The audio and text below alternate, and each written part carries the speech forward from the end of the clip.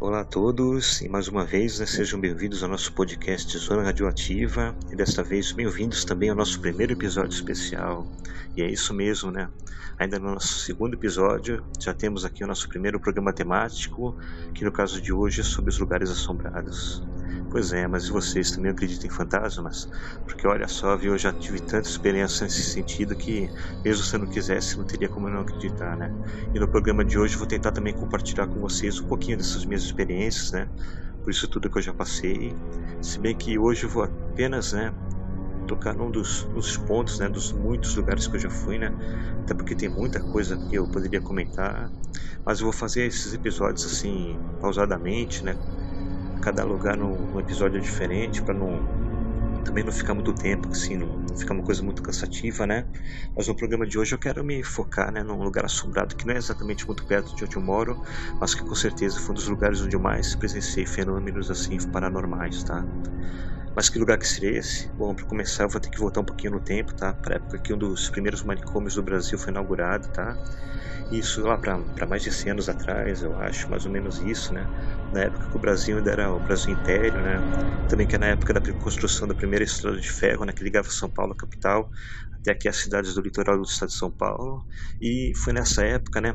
Mais ou menos essa região onde que construiu a ferrovia que também construiu o manicômio, né? Ele ficava no alto da serra, na Serra do Mar, em um lugar bem isolado, onde o acesso não era fácil naquela época.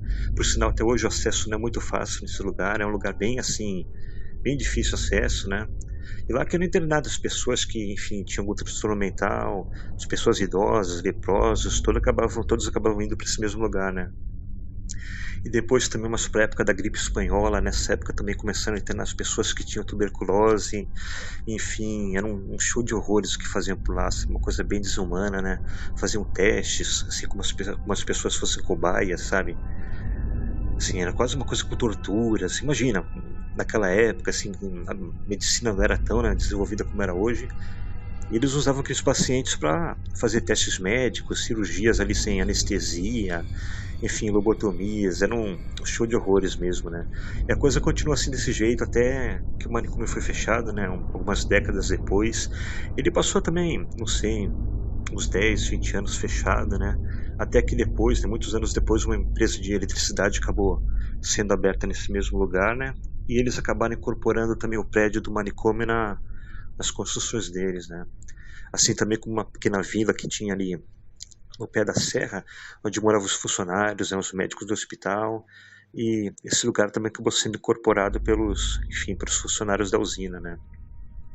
E desde aquela época que tem relatos, né, de aparições, de fenômenos de voz, sabe, coisas assim inexplicáveis que aconteciam nessa vila, né?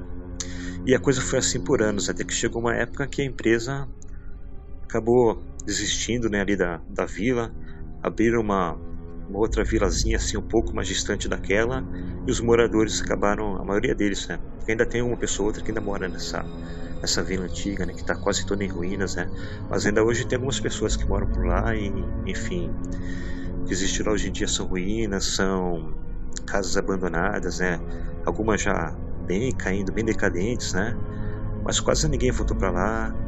E, enfim, quando eu fui até lá também eu pude sentir, né, aquela energia pesada que tem nesse lugar, aquela energia assim meio assim densa, sabe? Isso é difícil de explicar, porque a gente vai entrando pelas casas, vai sentindo aquela coisa no ar, sabe? É difícil de respirar também quando a gente entra nessas casas. E eu também cheguei a ouvir algumas vozes lá dentro, tá? Inclusive eu gravei alguns EVPs que depois eu tenho que também encontrar, porque isso tudo eu tenho gravado em fitas cassete, material já um pouquinho antigo, né?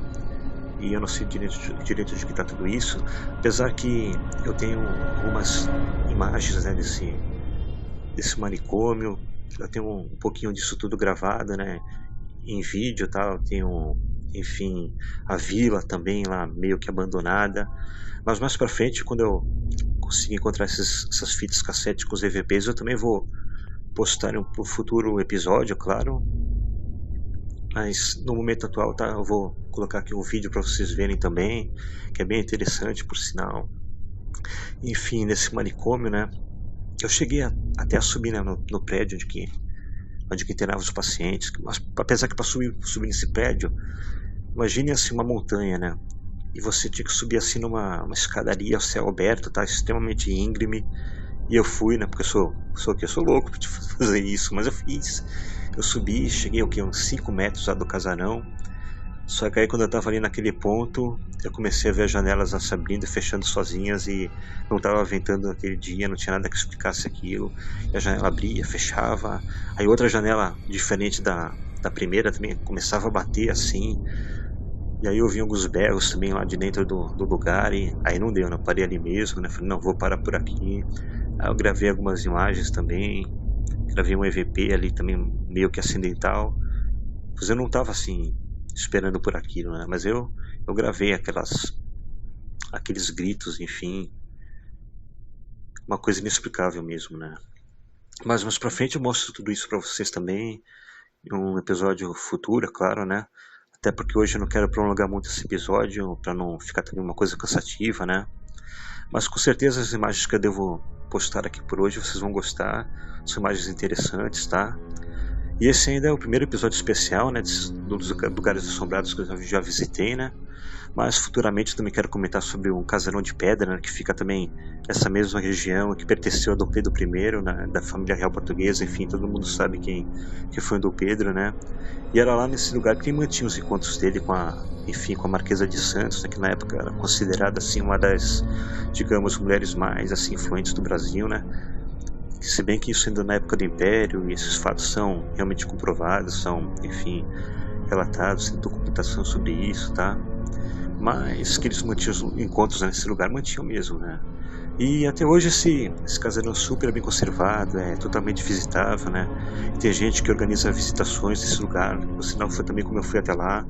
Apesar que quando eu fui já sabia que aquele lugar era meio que assombrado, né?